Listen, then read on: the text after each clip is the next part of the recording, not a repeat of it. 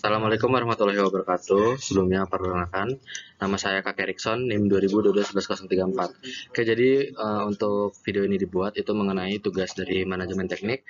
Untuk tugas kali ini tuh mengenai staffing. Jadi sebelum itu saya ingin memperkenalkan dulu untuk satu kelompok saya, yaitu yang pertama ada Muhammad Rizky Putra Hermawan dengan NIM 2022-11006.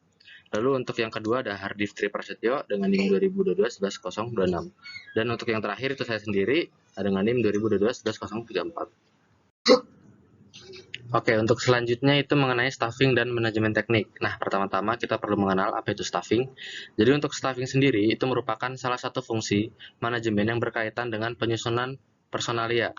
Nah, proses ini itu mencakup rekrutmen, penempatan, pelatihan, dan pengembangan karyawan. Nah, untuk tujuannya itu agar memastikan perusahaan itu memiliki sumber daya manusia yang tepat dan mampu mencapai tujuan organisasi.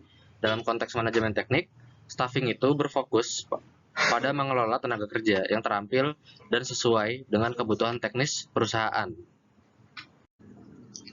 Nah, untuk selanjutnya, proses ini mencakup apa aja sih?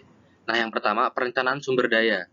Nah, proses staffing ini itu meliputi semua kegiatan yang dibutuhkan untuk dapat memenuhi dan menyediakan berbagai macam karakter karyawan dan jumlah karyawan untuk dapat mencapai tujuan perusahaan.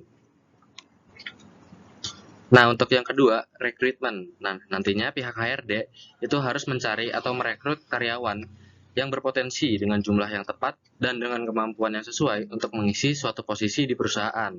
Nah, untuk yang ketiga, itu merupakan seleksi. Nah, proses ini itu bertujuan agar pihak HRD bisa memilih karyawan yang sesuai untuk posisi tertentu di perusahaan berdasarkan dari lamaran kerja yang masuk dan diterima. Nah, untuk penjelasan setelah ini itu akan dilanjutkan oleh teman saya, untuk namanya itu adalah Hardif Tri Prasetyo. Untuk itu saya persilakan. Langkah-langkah proses ini mencakup pengenalan dan orientasi. Proses orientasi merupakan sebuah kegiatan pengenalan dan penyesuaian karyawan baru dengan tempat lingkungan kerja yang baru. Kemudian ada pelatihan dan pengembangan. Tujuan pelatihan dan pengembangan adalah dalam proses staffing adalah untuk memperbaiki produktivitas dan efektivitas kinerja karyawan untuk mencapai tujuan kerja yang sudah ditetapkan. Kemudian ada perencanaan dan pengembangan karir.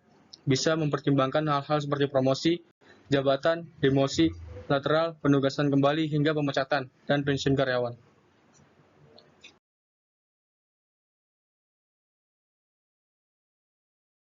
Di sini ada contoh kasus ya, seperti outsourcing, misalnya PT Jakarta International Container Terminal menggunakan tenaga kerja outsourcing untuk kepentingan operasionalnya.